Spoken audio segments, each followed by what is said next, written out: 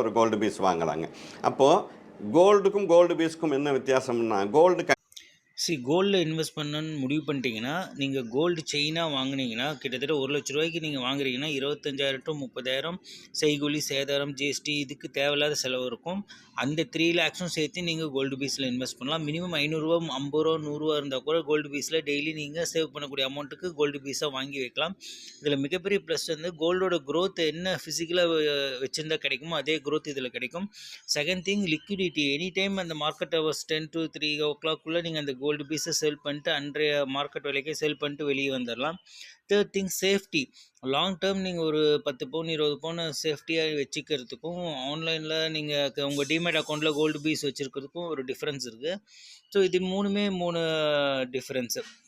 Government பாண்ட்ஸும் இருக்குது, அது வேணுனாலும் கன்சிடர் பண்ணலாம். எக்ஸ்ட்ரா 2.5% உங்களுக்கு இன்ட்ரெஸ்ட் கிடைக்குது. Think which